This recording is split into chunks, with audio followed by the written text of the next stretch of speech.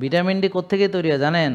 Cholesterol থেকে। Cholesterol cholesterol চর্বি ছাড়া ভিটামিন ডি হবে না। তাহলে চর্বি নাই যার, তার কি কোলেস্ট্রল নাই, ভিটামিন ডিও নাই। আর ভিটামিন ডি নাই, ইমিউনিটিও নাই। যেমন কোভিডে যারা মারা গেছে বেশিরভাগেরই ভিটামিন ডি ছিল অনেক কম।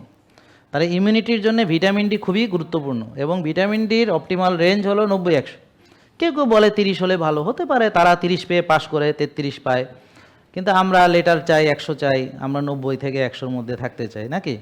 কেউ আবার খুব বাড়াবাড়ি করে, এরা 300 বানায় ফেলে, হ্যাঁ, সেটা হলো ভিন্ন। তো বাড়াবাড়ি আমাদের নাই, আমরা মাঝামাঝি পছন্দ করি। আমরা 300ও চাই না, আমরা 30ও চাই না, আমরা 90-100-র ভিতরে থাকতে চাই, মধ্যম পন্থার মধ্যে থাকতে চাই। তাহলে এখন এই ভিটামিন ডি তৈরি হয় সূর্যের আলোর মাধ্যমে, রান্না হয়।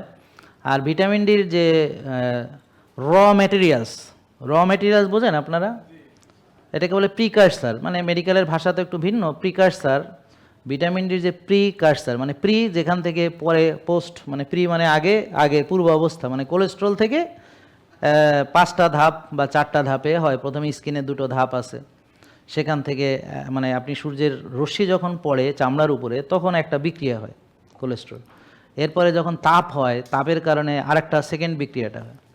তারপরে লিভারে গিয়ে থার্ড একটা বিক্রিয়া হয়, আর ফোর্থ বিক্রিয়াটা হয় কিডনিতে গিয়ে। ফাইনালি কিডনি থেকে active form of vitamin D ব্লাডে আসে, সেটাই শরীরের বিভিন্ন জায়গায় গিয়ে বিভিন্ন প্রায় 300 কেমিক্যাল রিয়াকশনকে প্রভাবিত করে ভিটামিন ডি। অর্থাৎ যার ভিটামিন ডি কম তার ইমিউনিটি যে খারাপ তা না, অ্যাবাউট 300 কেমিক্যাল রিয়াকশন সঠিকভাবে সম্পন্ন হতে পারে না, অ্যাবাউট 300 কেমিক্যাল রিয়াকশনস। তাহলে ওই সূর্যের আলো কে দিয়েছেন? আল্লাহ। আর ওই কোলেস্ট্রল কে দিয়েছেন? আল্লাহ।